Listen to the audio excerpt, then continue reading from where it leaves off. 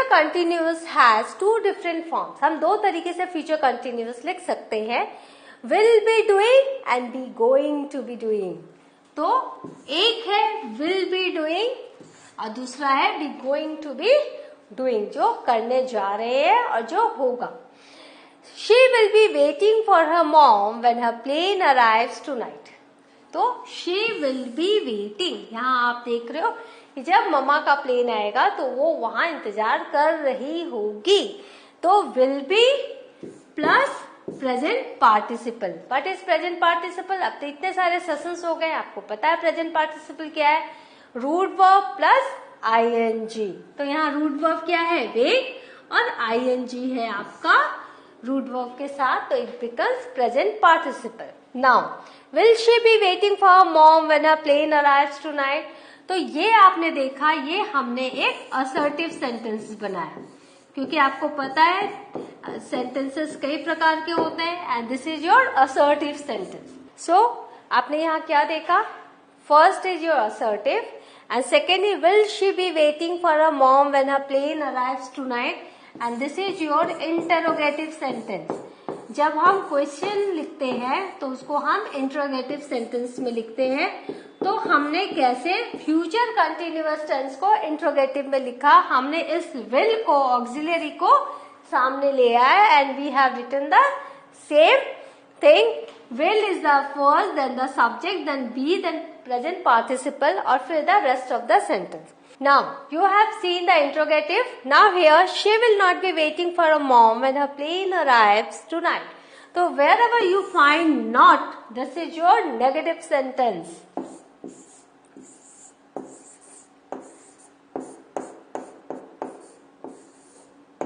This is your negative sentence. So here we have seen कि the first form will be doing, हमने इसको will be के साथ हमने 3 सेंटेंसेस बनाए. First assertive, then interrogative and then negative. Let's go to the other form. Now future continuous will be going to. यहाँ पर आप देखो, यहाँ पर विल नहीं है, शैल नहीं है, यहाँ क्या है? ऑक्सिलरी है, am is are, then going to be and then present participle, right?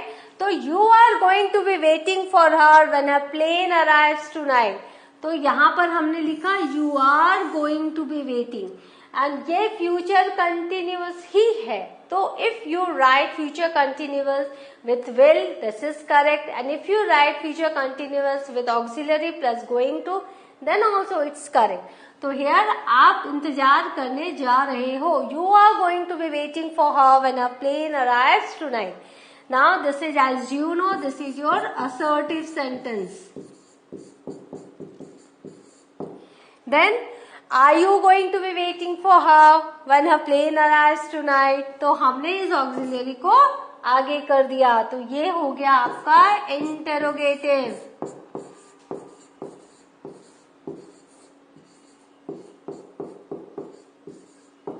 Then you are not going to be waiting for her when her plane arrives tonight. तो यहाँ पर हमने not लगा दिया, तो it has become your negative. So in this way you have seen with will we have made 3 sentences and with your going to we have made 3 types of sentences. So both the types are correct, both the forms are correct to express your future planning, or if you want to write anything in future continuous tense. Now be going to, what are the uses of be going to? Be going to is commonly used in informal style. It's not in formal style. When you express the intention, जब आप अपने intentions को present करते हो तो आपको going to आप लगाते हो. We use be going to talk about future plans and intentions already been made. हम पहले से सोच चुके होते हैं, हमारी जो इंटेंशन है पहले से क्लियर होती है, तो हम going to लगाते हैं. जैसे she is going to be a professional dancer. That उसकी इंटेंशन क्या है, वो प्रोफेशनल डांसर बनना चाहती है और इसके फ्यूचर प्लान है, तो यहाँ पर हमने गोइंग टू लगाया. ना प्रेडिक्शन, जब हम प्रेडिक्ट करते हैं फ्यूचर के बारे में, हम कुछ बोलते हैं to predict something that we think is certain to happen or which we have evidence for now. कोई ऐसी चीज जो निश्चित होने वाली है और जिसका हमारे पास प्रूफ है, आज की तारीख में हमारे पास प्रूफ है कि भविष्य में यह निश्चित रूप से होने वाला है, तो हम गोइंग टू लगाते हैं। It's going to snow again soon, कि बहुत जल्दी फिर से बर्फ गिरने वाली है, तो हियर गोइंग टू। देन जब हम कमांड्स देते हैं, टू गिव कमांड्स और state that something is obligatory, जैसे कोई पेरेंट है वो अपने बच्चे से बोलता है, कमांड देता है और जो मानना ही है, तो you are going to complete task right now, कि अब आपको अपना टास्क कंप्लीट करना है, तुम करने जा रहे हो। तो इन द सेंस यहाँ पर लिखा है पेरेंट अपने बच्चे को बोल रहा है अब तुम अपना टास्क कंप्लीट करने जा रहे हो। दैट मीन्स फ्यूचर ही है but it is in a form of command. So ये जो कमांड है वो ऑब्लिगेटरी है और जैसे पेरेंट के कमांड को चाइल्ड मानता है, तो इस तरीके से हमने देखा गोइंग टू का यूज किया है। नाउ अब गोना, गोइंग टू को हम लोग गोना भी बोल सकते हैं, I am gonna to be that. तो this is also in an informal context. We use gonna instead of going to in informal context mainly in speaking and song lyrics. जब आप इंग्लिश गाने सुनते हो वहां गोना रहता है, actually that is going to. One day I am gonna be a star. तो यहाँ पर मैंने क्यों गोना का एग्जाम्पल दिया, क्योंकि आज की तारीख में क्या अपडेट है वो आपको जानना बहुत जरूरी है। आप गोना को अगर कुछ और समझोगे that will be your mistake. Gonna is actually going to, be going to और विल। अब एक क्वेश्चन आता है कि मैं कब गोइंग टू लगाऊं और कब विल लगाऊं। Will is used when we are talking और समथिंग विद एब्सोल्यूट सर्टेनिटी। तो जहां पर पक्की तरह से आपको पता है आप वो करने जा रहे हो, वो होने वाला है, तो हम विल लगाते हैं। And be going to is used when we want to emphasize our decision और the evidence in the present. और हम लोग गोइंग टू कब लगाते हैं, जब हम लोग अपने डिसीजन पर एम्फसाइज करना चाहते हैं, उसको हम हाईलाइट करना चाहते हैं, और जो एविडेंस आज के प्रेजेंट में दिख रहे हैं, जो सबूत हमें मिल रहे हैं, उसके हिसाब से हम फ्यूचर को बताना चाहते हैं, तो हम गोइंग टू लगाते हैं। Now for example we are now very late so we are going to take taxi. चूंकि हम बहुत लेट हो गए तो हम टैक्सी लेने जा रहे हैं। The speaker refers to the present and emphasis the decision. तो प्रेजेंट में क्या है, बहुत लेट हो चुका है, तो उनका डिसीजन जो फ्यूचर का है वो क्या है, टू टेक टैक्सी। तो इसलिए कहा कि हम जा रहे हैं टैक्सी लेने क्योंकि हम बहुत लेट हो चुके हैं। Will, I know the taxi will be quicker at this time of day. तो हमें पूरा पता है, हम वी आर सर्टेन कि यार टैक्सी विल बी क्विकर, तो हमने विल लगाया कि हम टैक्सी अगर लेते हैं तो इट विल बी क्विकर। तो कहाँ गोइंग टू लगाना है, कहाँ विल लगाना है, ये अब आपको थोड़ा आइडिया हो गया है। विल जो हम लोग एब्सोल्यूट सर्टेनिटी में लगाते हैं, और गोइंग टू जब हमारे पास प्रेजेंट में एविडेंस होता है जिसके बेस पर हम फ्यूचर प्रेडिक्ट करते हैं, तो हम गोइंग टू लगाते हैं। नाउ अब future continuous tense. The future continuous tense or future progressive tense is a verb tense that indicates that something will occur in future and continue for an expected length of time. कि भविष्य में कुछ होने वाला है और वो कुछ लंबे समय तक चलने वाला है। Continue to an expected length of time, और वो जो समय है वो लंबा भी हो सकता है, छोटा भी हो सकता है, परंतु वो कंटिन्यू रहने वाला है in the future. That's why this is future continuous or progressive tense. It is formed using the construction will plus be plus the present participle. Present participle में क्या है, root verb और ing. तो will और be के बाद हम root verb और ing लगाते हैं, तो this becomes your present continuous tense. This is the format. Now how to make affirmative again? She will be staying, वो रहने वाली है। This is affirmative. Negative, they won't be staying, वो नहीं रहने वाले हैं।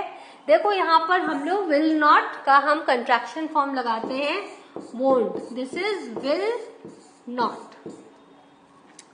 Now interrogative, will they be staying, and negative interrogative, won't they be staying. तो इस तरह से हमने चारों हमने सेंटेंसेस आपको बताए। आप कुछ भी आपको लिखना है, आप इस तरह से फॉर्मेट में लिख सकते हैं। Now, what are the functions of future continuous tense? The future continuous can be used to project ourselves into the future. Future में हम अपने आप को कैसे प्रोजेक्ट करेंगे, तो हम future continuous लगाते हैं। Next Monday you will be working in your new job. That means next Monday आप न्यू जॉब में काम कर रहे होगे, तो you will be working. Next Monday you will be working in your new job. For predicting or guessing about future events, जब हम guess करते हैं, predict करते हैं future events का, he will be coming to the meeting I expect, तो हमने expectations रखी है कि वो जो है मीटिंग में आएगा, तो he will be coming. In the interrogative form, the future continuous can be used to ask politely for information about the future. तो हम जब इंट्रोगेटिव फॉर्म में जब हम फ्यूचर कंटिन्यूस का यूज करते हैं, तो कब करते हैं, जब हमें फ्यूचर के बारे में किसी से पोलाइटली पूछना रहता है।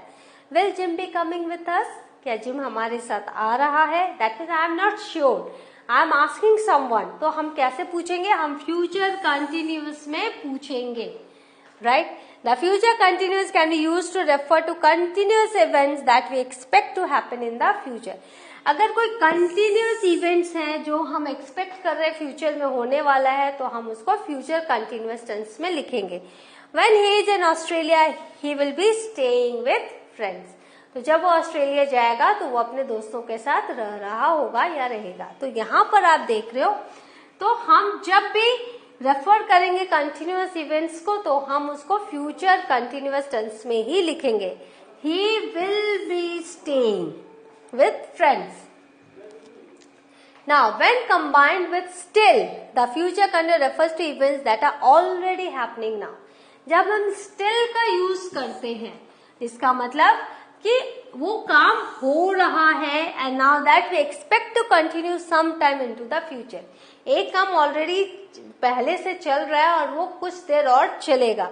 In an hour I'll still be ironing my clothes, कि 1 घंटे में मैं तब भी अपने क्लॉथ्स ही आयरन करूंगी। The thing is that with still we are referring to the events that are happening and that will continue for next few minutes or hours. In an hour, 1 घंटे में मैं क्या कर रही होंगी, मैं अपने कपड़े ही आयरन कर रही होंगी। तो I will still be ironing. So, what have you learned? We have learned the use of future continuous tense. We have learned the use of going to and will be, and we have learned how to write these things, this tense in writing. So the thing is that when you are referring the future continuous tense, you should know where it should be used. So you have seen many references there. You can use the future continuous tense. Please go through this session again and again. Have the knowledge of this and use it in your writing too. In the next class, I will meet with you some more grammatical chapters and some more grammatical topics. Till then, goodbye. Have a good revision.